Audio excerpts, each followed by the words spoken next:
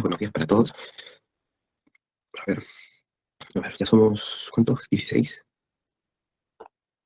Bueno, creo que vamos a empezar de una vez. En esta semana de repaso tenemos un conjunto de preguntas propuestas que vamos a revisar, vamos a responder juntos. Si ustedes tienen ahí a disposición, tienen el material, pues lo recomendable es que lo tengan abierto en una ventana, pero si no, solamente en caso de que por algún error pues me olvide yo de estar presentando correctamente, pero si no lo pueden ver acá conmigo. Y vamos a aprovechar cada pregunta para hacer recordar algunas cosas, obviamente, es un repaso, pero también para quizás decir algunas que por ahí a veces no se pueden terminar de, digamos, explorar adecuadamente por distintas razones, ¿no? Pero principalmente quizás por el hecho de que el tiempo a veces apremia, aprieta cada clase y entonces puede pasar pues que alguna idea no haya llegado a puerto, ¿no? Entonces la idea el día de hoy es precisamente tratar de decir esas ideas que no pudimos decir o tratar de por lo menos no solo expresarlas, sino también de poder contrastarlas con algunas de las que sí hemos visto. Bien. Eh, bueno, quería conversar con ustedes sobre algo, pero voy a esperar que haya un poco más de gente, así poder también ver la posibilidad de recabar más información, ¿no? Bien, entonces vamos a empezar. Recordemos que el curso de filosofía en este semestre ha sido organizado de acuerdo a, digamos, se puede ver como dos partes, ¿no? Una muy pequeña y otra un poco más extensa. Y la pequeña sería esta parte en la cual nos hemos encargado de la revisión de, digamos, la filosofía en general y en su sentido histórico principalmente, ¿no? Con esto me refiero a que hemos hecho una exploración histórica mínima, ¿no? Probablemente en unas 6, 7 clases, ¿no? Y quizás hasta puedo estar excediéndome un poquito. Y luego ya hemos tenido la oportunidad de volver y enfocarnos en cada disciplina, pero hemos partido pues de algunas disciplinas que algunos considerarían, claro, vinculadas, no hay duda, con la filosofía, pero probablemente no tan filosóficas como uno esperaría, ¿no? Como es el caso ya de la lógica, de la teoría de la argumentación, y luego hemos ido orientándonos cada vez más a disciplinas relacionadas con el conocimiento y luego ya a los valores, ¿no? Eh, pero esto no se reduce a, digamos, a este esquema que yo estoy presentando, ¿no? Por ejemplo, antropología filosófica y filosofía política no encajarían demasiado bien en esto que yo estoy diciendo, pero entendemos que es una disciplina filosófica a sí misma, ¿bien? Entonces, esa presentación, digamos, del curso hace que también nos permitamos ordenar las cosas que podemos el día de hoy decir, ¿sí? Vamos a ver preguntas quizás más vinculadas con la cuestión histórica, pero también vamos a ver preguntas, y esto es lo que nos interesa, relacionadas con los problemas propiamente filosóficos y sobre todo con las respuestas tentativas que se dieron por los filósofos que han ido apareciendo, ¿bien? Muy bien, entonces empecemos. Revisaremos digamos, sin mucho apuro estas preguntas, así que si ustedes tienen dudas, consultas o incluso comentarios, pues son bienvenidos. Bien, empecemos. Bien, tenemos una primera pregunta, dice. En una actividad académica, un profesor de filosofía expresa lo siguiente. Debemos abandonar la convicción de que la filosofía tiene la obligación de manifestarnos cómo es el mundo, ya que esta no es su tarea, sino de las llamadas ciencias empíricas. Más bien considero que el filósofo debería preocuparse únicamente por establecer los límites de lo pensable y lo expresable. Bien, ahora, si hay algo que debemos resaltar en la manera en cómo está... Ah, perdón, me falta poner más claves.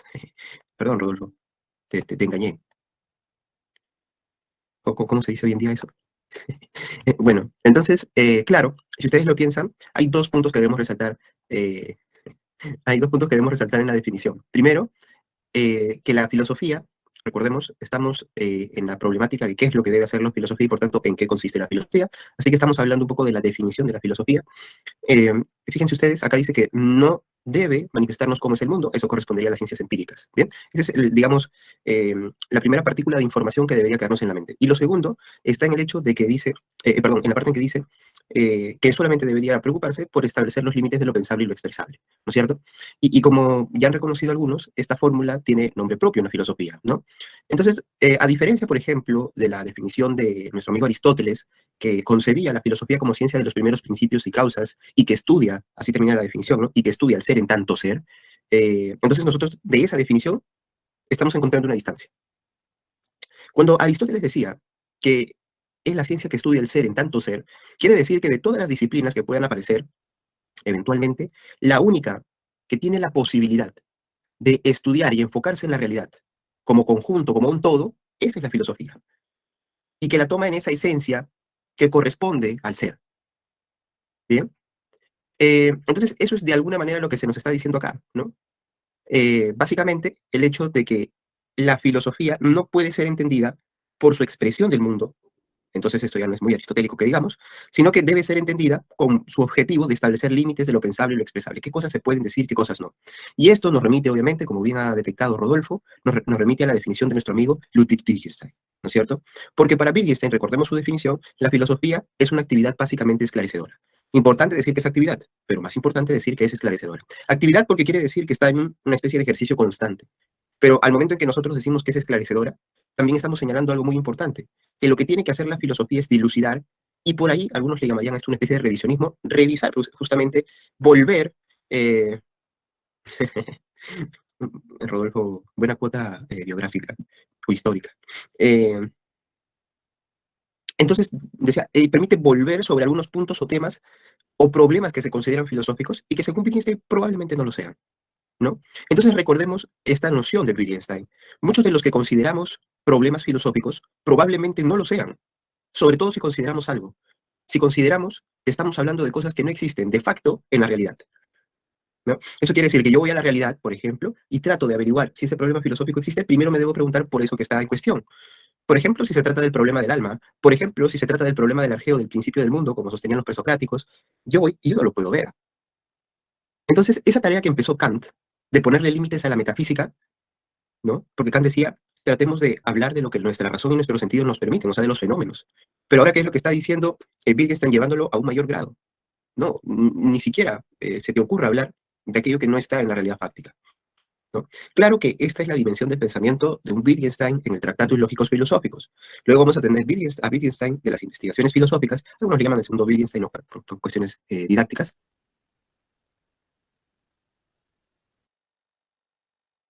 Y ese segundo Wittgenstein, ¿no es cierto?, como le llaman algunos, que básicamente lo que va a hacer es explorar el hecho de que el lenguaje no sirve solamente para expresar cuestiones o hechos del mundo, ¿no? Eh, Se dice que llamó mucho la atención de Wittgenstein y también de Russell, ¿no es cierto?, maestro de Wittgenstein, el hecho de que alguna vez, a propósito de algún incidente, o algún accidente, perdón, de tránsito, el hecho de que para explicar su calidad de inocente, el acusado, y justamente acusado de haber generado el accidente, explicó que a pesar de que él conducía el auto, ¿no? Esta es una noticia, digamos, que repercutió en los círculos de quienes estaban preocupados por el problema del lenguaje, no, para poder explicarlo mejor, se le trajo una maqueta, y eso es algo que se hace hoy en día todavía, ¿no? Se le trajo una maqueta, y entonces él de esa manera, para no confundir a las personas con su narración, lo que hizo fue señalar por dónde estaba transitando, qué tan rápido iba, cómo percibió los hechos. Bien, entonces esto es lo que permite, dice Wittgenstein, entender que el lenguaje debería ser así. El lenguaje debería funcionar para expresar hechos del mundo. Eso es lo que dice el primer Wittgenstein. Pero el segundo Wittgenstein va a decir, no, el lenguaje tiene una serie de funciones que exceden el expresar solamente los hechos del mundo. Eso es lo que él llama los usos del lenguaje. Entonces yo a ustedes les puedo decir, uy chicos, estoy muerto. ¿Ah? Y obviamente eso no es una expresión de hecho, no es una expresión fáctica. Y sabemos que en el mundo coloquial decir eso significa simplemente que en buen peruano diríamos, alguien ya no jala más, pues, ¿no? Ya no da. Entonces, hay muchos términos que no pueden ser referidos, así es Rodolfo, por ejemplo, que no pueden ser referidos a la realidad, pero que además permiten expresar algo, ¿no es cierto?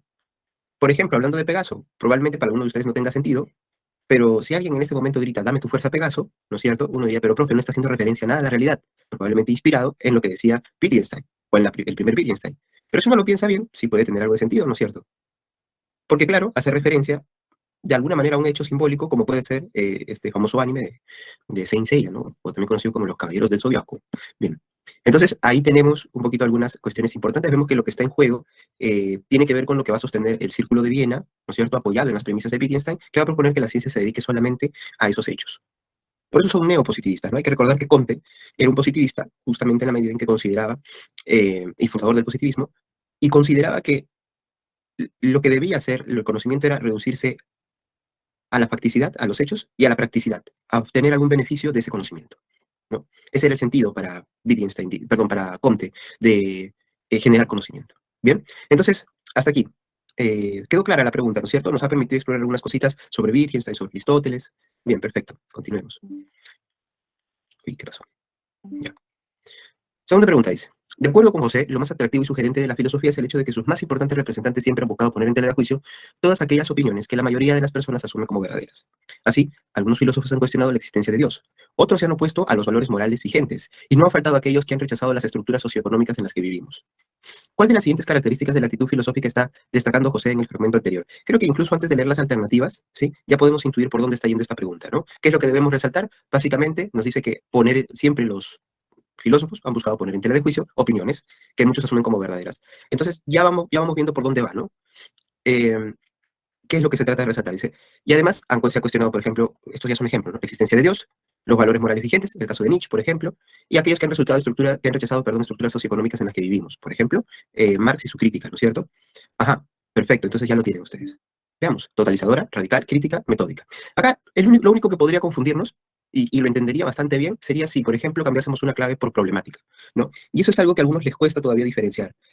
Hay que ver que el hecho de que la filosofía sea crítica, perfecto, Kiara, era la actitud crítica, efectivamente, muy bien. Entonces, el hecho de que la actitud filosófica sea crítica quiere decir que lo que se resalta ahí es el enfrentamiento con ideas convencionales. Entonces, acá, por ejemplo, eso es lo que se está resaltando, por eso ustedes muy bien han detectado que es crítica. Si se tratase de resaltar el hecho de que es problemática, les estoy dando, digamos, una especie de guía práctica, ¿no? Si se tratase, perdón, de resaltar que es problemática, entonces lo que tendríamos que encontrar es el hecho de que se resalta el que, por ejemplo, no nos pongamos poner de acuerdo, ¿no? No nos podemos poner de acuerdo los filósofos, entonces eso genera, digamos, un bucle de problemas, ¿no? Una problemática en torno a un tema, a diversos temas o cuestiones. ¿Te das cuenta? Entonces ahí se resalta lo problemático. Pero, profe, uno no depende del otro, sí. El hecho de que haya una cuestión problemática o se pueda calificar de problemática la filosofía o la actitud filosófica depende muchísimo de que antes se haya aceptado también eh, el que la actitud filosófica sea crítica. Porque claro, desde el momento en que empezamos a criticar las opiniones, se genera esta otra característica que es el hecho de que sea problemática. O sea, la filosofía, o si ustedes quieren, la actitud filosófica, es problemática debido a la cuestión de los deberes, perdón, de la actitud crítica, ¿no? Básicamente. Bien, entonces, ¿hasta aquí estamos bien? Sí, ¿no? Perfecto. A ver, ya somos un poco más de gente. Vamos a esperar un ratito más y de pronto les... Bien, si vamos con la siguiente pregunta, la número 3. Un profesor de educación secundaria considera que la forma más adecuada de enseñar es incentivando, perdón, el interés de sus alumnos. Para ello propone casos concretos y los motiva a dar sus opiniones acerca de cuál sería su forma de actuar. De esta manera, les demuestra que ellos saben más de lo que creen y que pueden hacer explícitos estos conocimientos a través de la reflexión. Podemos inferir que la perspectiva educativa del docente coincide con... Esa es la pregunta. Rodolfo, la A. María José me dice la A.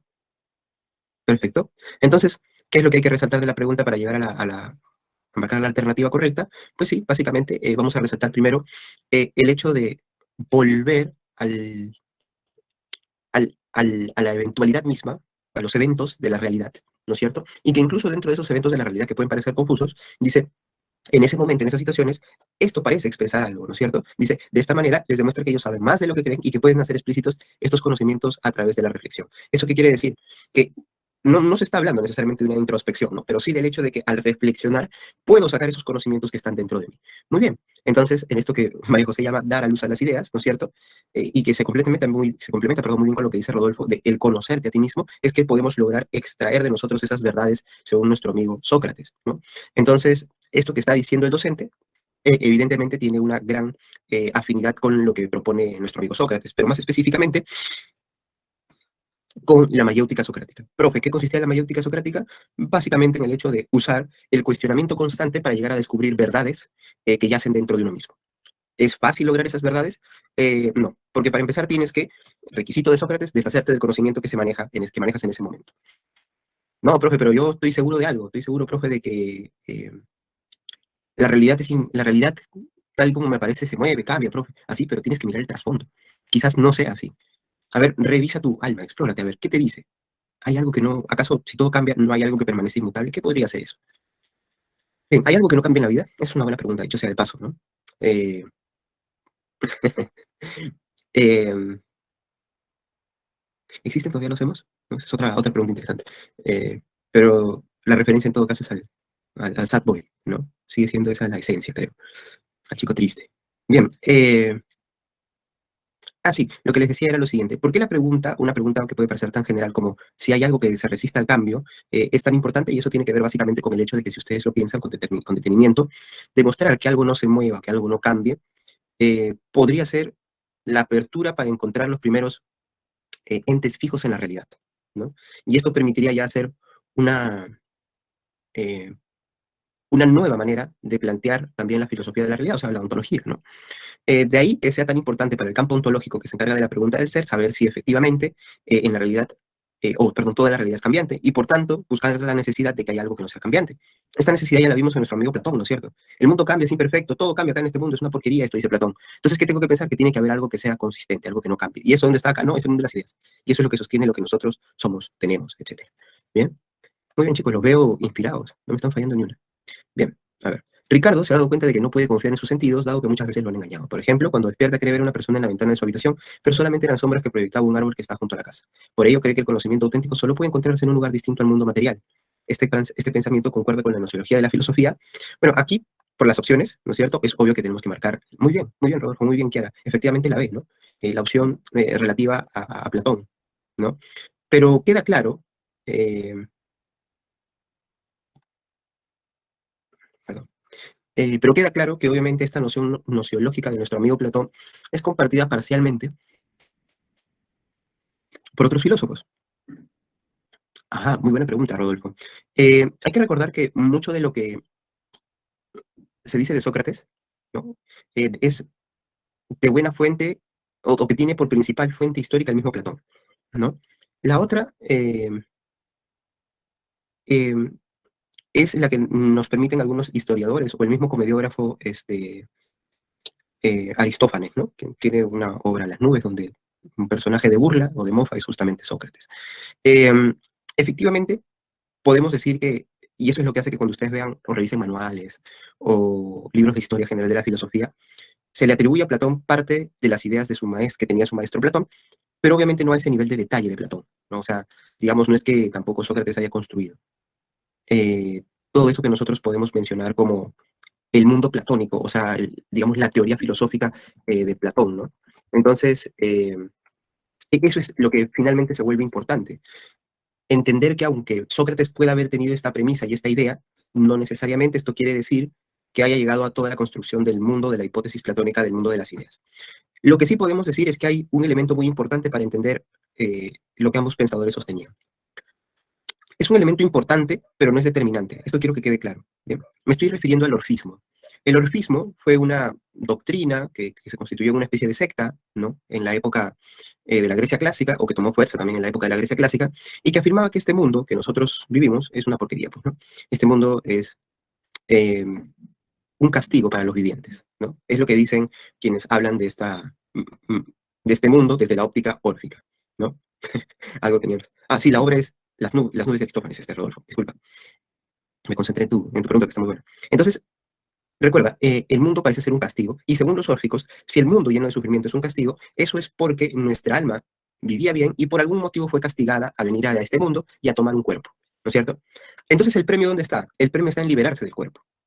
Pero ¿cuál es esa especie de challenge que no se nos ha puesto para poder superar este castigo que se está atados a este cuerpo y al sufrimiento de esta vida terrenal? Eso es descubrir los grandes misterios del mundo. Entonces, hay que adquirir un conocimiento que no cualquiera puede adquirir, ¿bien? Para poder liberarnos de este mundo. Esas son las premisas del orfismo. Para algunos, el orfismo sería probablemente una secta o una forma religiosa de ver la realidad que ha pasado desapercibida por muchísimo tiempo, porque su importancia se ve reflejada en lo que hace Platón y lo que más adelante van a tener algunos cristianos, con mayor razón los místicos, ¿no? ¿Qué habrás, ¿Qué habrás hecho en tu anterior vida, Rodolfo, que lo estás pagando con este karma? Con este karma ciclero. El karma del ciclero es durísimo, ¿no? Bueno, entonces, eso que les decía. Eh, si lo pensamos bien, Sócrates y Platón estarían partiendo de ciertas nociones del orfismo, pero no es el orfismo en sí lo que ellos plantean, ¿no? Eh, piensen el peso que tienen las ideas o la actividad intelectiva para nuestro amigo Platón y se darán cuenta de la distancia que hay del orfismo, ¿no? Puede haber sido hasta un movimiento inspirador. En el caso de Sócrates, lo que sí podemos decir eh, es que efectivamente Sócrates habla de la liberación, en el sentido orfico incluso, pero también confía en que sea la razón, el conocimiento, la primera herramienta del ser humano la que le dé esa liberación. Ahora, no llega a construir todo ese aparato idealista que construye Platón. Eso hay que tenerlo claro. pero por lo menos históricamente y a partir de las referencias sí podemos decir que había una preocupación real en nuestro amigo Platón por lograr que el conocimiento de las verdades se logre y sobre todo sabiendo que esas verdades estaban en un sitio que no era este mundo terrenal, ni en estos conocimientos tradicionales que tenemos de las cosas, este conocimiento común, corriente de las cosas, ¿no? Que es un conocimiento finalmente artificioso o artificial, ¿no? Que se ha creado por el ser humano. Y sí, la otra parte importante es la de la búsqueda del arte, de la virtud, ¿no? Entendiendo que el ser humano también es esta especie de ser que tiene un pie en lo enigmático, lo misterioso, ¿no? Bueno, entonces hasta ahí, y gracias por tu pregunta, Rodolfo, porque está genial, ¿no? Es una pregunta que a veces no nos causa suficiente preocupación a los profes, ¿no? Bien, a lo largo de la historia, pregunta 5, a lo largo de la historia de la filosofía no han sido pocos los filósofos para los cuales el sujeto es el elemento central de todo proceso cognitivo. Pues este se encargaría de darle orden, forma y configuración a todos los datos sensoriales para que a partir de ellos se generen las ideas. En ese sentido, uno de los escritos filosóficos que más resaltó el papel del sujeto en el proceso cognitivo fue la crítica de la razón pura de Kant. Teniendo en consideración los planteamientos de la nociología kantiana, ¿a cuál de los siguientes tópicos alude principalmente el enunciado anterior? ¿A los límites de la razón, al giro copernicano, al agnosticismo o al racionalismo? A ver, Rodolfo me dice la, Kiara me dice la, por ahí, ¿alguna alternativa más? Vamos a resaltar dos puntos importantes. A ver, Jade me dice la, Anaí discrepa y dice que la ve. Muy bien, vamos a resaltar dos características importantes. Bien, primero, dice, el sujeto es el elemento central de todo proceso cognoscitivo. Algunos filósofos han pensado esto. Pues esto dice que, ¿por qué sería el elemento central en el proceso cognoscitivo? Pues él da orden, forma y configuración a los datos sensoriales que luego se hacen conocimiento. Y después, ¿no es cierto? Dice, uno de los que más resaltó el hecho de que el sujeto sea el elemento central para hacer conocimiento, uno de esos fue ¿quién? El señor Immanuel Kant. Bien, entonces dice, teniendo en consideración los planteamientos de Kant, ¿a cuál de los siguientes tópicos alude principalmente el enunciado anterior? Entonces, ¿cuál tópico del pensamiento de Kant habla de que el sujeto es el elemento central del conocimiento? Ah, muy bien, nos dimos cuenta entonces, perfecto. Entonces, Anaí estaba en lo correcto, muy bien, Rodolfo también. Así es el giro copernicano. Porque claro, no es, ¿por qué no? O sea, tiene una relación tangencial, es cierto, con los límites de la razón, pero no es lo que lleva a pensar que el sujeto sea lo central en el conocimiento, ¿no? Lo que lleva a pensar que el sujeto es lo central es el giro copernicano. Y el giro copernicano que dice que no es solo la razón, sino los sentidos que están puestos en el ser humano. Y por tanto, el ser humano es definitivamente el centro del conocimiento. Y, profe, ¿por qué decimos esto? ¿Por qué algo tan obvio puede ser algo tan importante en la filosofía y sobre todo adjudicado a Kant, ¿no? O sea, que Kant decía cosas obvias y la gente lo celebraba. Lo que sucede es que en la historia de la filosofía, así es, todo lo que está relacionado con, o sea, mejor dicho, la pregunta trata de enfocarse en eso. Entonces, por eso debemos marcar la B. Pero les decía, lo que pasa es que para el tiempo de Kant se pensaba que en el proceso del conocimiento no había conocimiento sin objeto, porque ¿qué vas a conocer? Pues, y es lógico. Pero Kant está diciendo, es cierto, necesitamos un objeto que conocer, pero sobre todo, ¿sí? Eh, es importante darse cuenta de algo. Es importante darse cuenta de que el conocimiento eh, no puede generarse solo por el hecho de que hay un objeto, sino que todo lo que dispone conocer a ese objeto en específico está en el ser humano. O sea, nosotros somos, para decirlo así, en el proceso del conocimiento la parte más importante porque hacemos lo más difícil, que es activar los engranajes, o sea, somos la parte activa, activar los engranajes que disponen el origen del conocimiento. Y eso es lo que se da Kant, de lo que se da cuenta Kant. Y él lo que está diciendo básicamente es, por lo menos ya superamos la idea de que sin objeto no hay conocimiento. O sea, lo más importante es el sujeto. Porque siempre va a haber un objeto. En la realidad es inevitable que haya un objeto. Eso hay que darlo por sentado. Entonces, ahí es cuando nosotros tenemos, digamos, que Kant lo que está diciendo a los racionalistas y a los empiristas, ustedes pueden discrepar en ciertos puntos, pero en este punto ustedes están de acuerdo. Eso es lo que les está diciendo básicamente. Bien, entonces, bueno, esa es la pregunta 5. Yo no les he preguntado esto y quizás ahora que somos un poquito más, ustedes entenderán que es una cuestión de tiempo y por ahí puede parecer a veces un poco intrometido, demasiado sapo, ¿no? Pero ahora sí me puedo permitir esa licencia, creo. Eh, Muchos de ustedes, supongo, van a tener carreras relacionadas con las ciencias sociales o las humanidades, ¿no? Yo lo que quería saber es, sí, yo pienso lo mismo, Rodolfo, sobre todo cada vez que yo soy alumno también, me da esa sensación. Eh, entonces, lo que quería saber era así rapidito, nomás una encuesta fast, ¿no? Entonces, aquí, ya, claro, ustedes por ser del área E, ¿no? ¿Hay alguien acá que esté disponiéndose al mundo de la filosofía? Eso era lo que quería saber. No sé si hay alguien. Y si lo quiere contar, ¿no? También, es obvio, es obvio. Eh, ¿Y hay alguien que acá que quiera dedicarse al mundo eh, de pronto de la sociología o de la historia? ¿Hay también historiadores acá? ¿Hay alguien? ¿Nadie? Bien, antropología, genial. Genial, muy bonita carrera, dicho sea de paso. Bueno, supongo que entonces hay posibilidades de que algún día crucemos nuestros caminos con muchos de ustedes. No solamente porque al estar en San Marcos es inevitable que nos crucemos, ¿no? Sino porque profesionalmente las carreras de humanidades estamos llamadas a muchas veces compartir espacios, ¿no?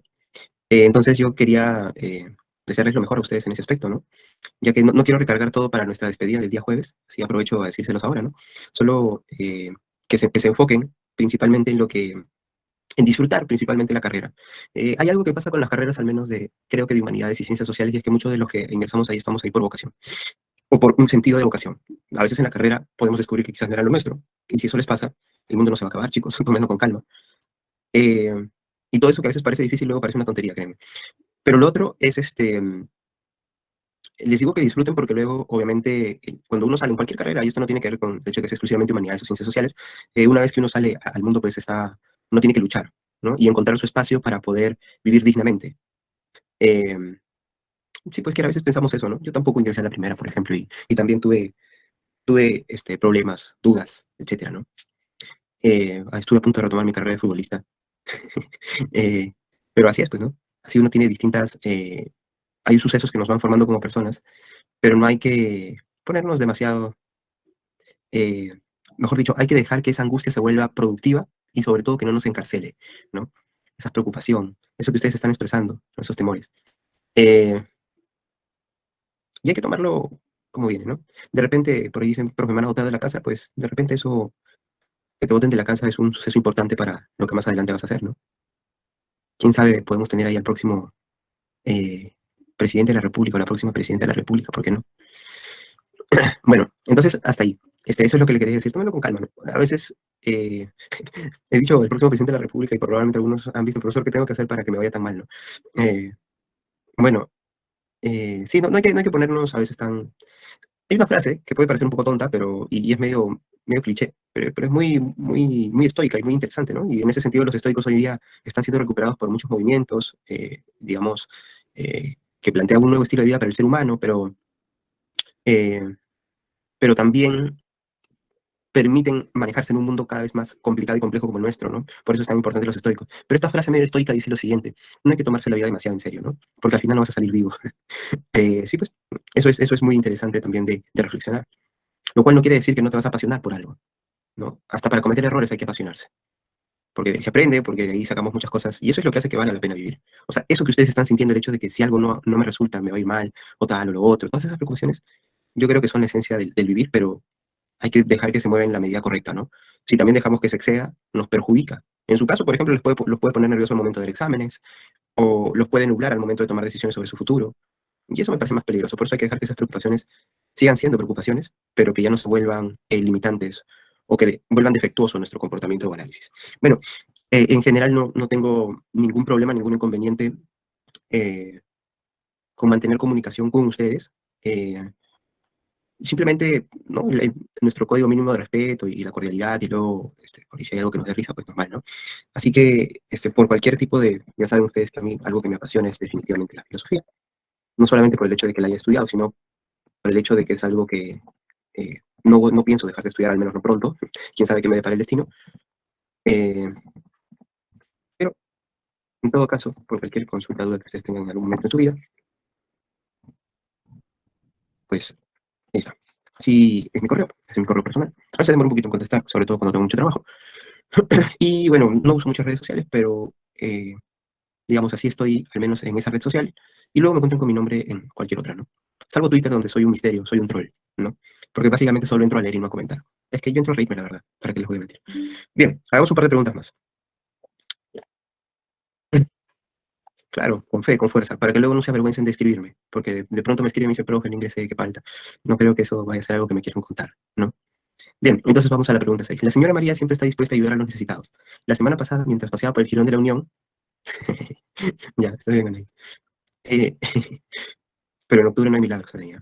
La semana pasada, mientras paseaba por el Jirón de la Unión, le dio limosna a un anciano. Ayer, mientras caminaba por la avenida Tacna, entró al santuario de Santa Rosa de Lima para entregar una ofrenda. Además, siempre valora la humildad y la sencillez como las cualidades más importantes en las personas que conoce. De lo anterior se puede colegir que, sí, sí te entiendo, Anaí. Por eso te decía, pero en octubre no hay milagros. Una broma un poco cruel, pero broma a fin de cuentas. De lo anterior se puede colegir qué cosa. Que Conte sostendría que esta forma de actuar es coherente con el estadio metafísico, en todo caso con el estadio religioso, ¿no? Que sería anterior. Pero digamos que Conte no se preocupa por la actitud moral, sino más del conocimiento. Eso es lo que describen sus estadios, ¿no? Hegel criticaría que María no ha entendido que la religión es el opio del pueblo. No, esto lo dice Hegel, ¿no es cierto? Lo dice Marx en referencia a algo que había dicho un filósofo anterior, que era Feuerbach, ¿no?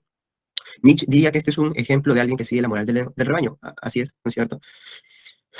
Entonces, esto sería lo más importante de resaltar de esto, ¿no? Y lo más coherente, porque Nietzsche sí dijo esto. Y después, Marx señalaría que su juicio y solidaridad son, perdón, con los más pobres son dignos de elogio. O sea, recordemos que Marx es un gran crítico de la fe cristiana en la medida en que piensa que es una especie de espera, alienación en la esfera celestial, ¿no?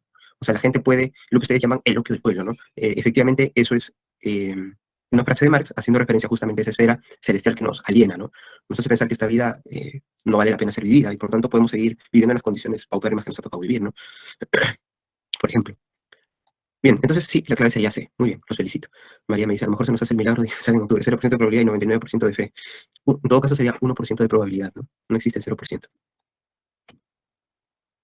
Bueno, espero que en razonamiento matemático no les venga porcentajes en todo caso. Doctor House lo cambió y me pareció buenísimo ese cambio. La religión es el placebo del pueblo. Hoy ando inspirado, chicos. Hoy día sí he desayunado. Bien, entonces vamos a las 7. Digamos que hoy día hay menos cosas a las que regirnos, ¿no? Siento que hay menos estructura fija, prefijada para hoy, así que eso me da un poco más de tiempo y soltura. Que es como normalmente pasaba en los presenciales, y es lo que extraño el presencial, en San Marcos al menos. 7. Hoy día, claro, estaba inspirado. De ahí saco ideas. 7. Como tales ejercicios preparatorios han comprobado espontáneamente la radical vaciedad de las explicaciones vagas y arbitrarias propias de la filosofía inicial, ya teológica, ya metafísica, el espíritu humano renuncia desde ahora a las investigaciones absolutas que no convenían más que a su infancia, y circunscribe sus esfuerzos al dominio, desde entonces rápidamente progresivo, de la verdadera observación, única base posible de los conocimientos accesibles en verdad, adaptados sensatamente a nuestras necesidades reales. Bien, entonces dice, del texto se infiere que la única base posible de los conocimientos accesibles a la verdad se encontraría en la especulación espontánea, las investigaciones absolutas, la intuición metafísica y teológica o los hechos positivos o empíricos. Por lo que hemos leído, entonces entendemos muy bien, ¿no es cierto? Está en las últimas líneas, ¿no es cierto? Desde entonces, rápidamente progresivo de la verdadera observación, única base posible de los conocimientos accesibles. O sea, esta idea, ¿no es cierto? Recordemos, o esto que está citado, muy bien Joseph, que habla Rodolfo, Anaí, perfecto, tiene que ver con los hechos positivos o empíricos, por tanto estamos entendiendo que esta pregunta es una clara referencia y una clara cita del pensamiento de nuestro amigo Augusto Comte. Según Comte había que superar dos estadios, el, digamos, teológico, ¿no es cierto?, religioso, si ustedes quieren, y luego venía el metafísico.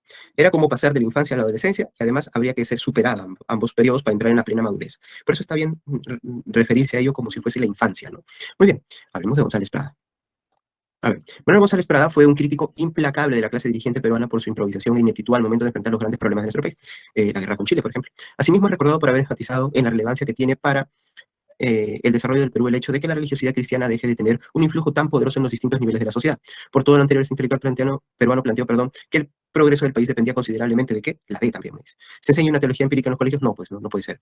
Se forme la cultura y sobre todo la literatura, a pesar de que era un cultor de la literatura y de la poesía y en general de muchos géneros y fomentaba el desarrollo de la cultura, pensaba que esa no era la clave, ¿no? Ahí no es que, o sea, la podía apoyar, como apoya las artes, pero no necesariamente pensaba que ahí estaba, digamos, esa incógnita que de ser resuelta nos acercaba hacia un cambio positivo, a mejor, ¿no? Que la raza peruana se mezcle con razas inferiores, no. Hay alguien que va a decir que la raza peruana se tiene que mezclar con razas superiores, es el hijo de Ricardo Palma, Clemente Palma, tiene una famosa tesis llamada El porvenir de las razas en el Perú, donde él dice, lo que pasa es que nuestra raza es una mezcla de razas deficientes, y hay que traer razas que transmitan características más positivas, sobre todo en la actitud moral, ¿no es cierto? Entonces él dice, hay que traer alemanes, hay que traer tal, ¿no? Sí, sí, yo entiendo que algunos dicen, profe, eso es racista, en verdad es racialista, ¿no es cierto? Es racialista. La tesis es muy interesante porque hace descripciones de lo que él considera son características propias de los indígenas, luego de los descendientes de los africanos, luego de tales, ¿no? Entonces analiza esas razas y evalúa también el papel de la comunidad china ya llegada entonces, ¿no? Muy bien, ¿se difundan las ciencias en la educación pública? Sí, porque recuerden que como buen positivista piensa González Prada que la clave está en la formación positivista de los peruanos. Bien, entonces aquí nos vamos a quedar, chicos, le doy pase al siguiente profesor, les agradezco su tiempo, su atención, seguimos el jueves conversando, ¿bien? Me hacen recordar, profe, que nos hemos quedado en la pregunta número 8. Les doy un fuerte abrazo y espero que el jueves estemos temprano para poder terminar también con nuestras preguntas. Gracias a todos ustedes y el día jueves nos vemos para despedirnos. Bye, bye. Hasta luego.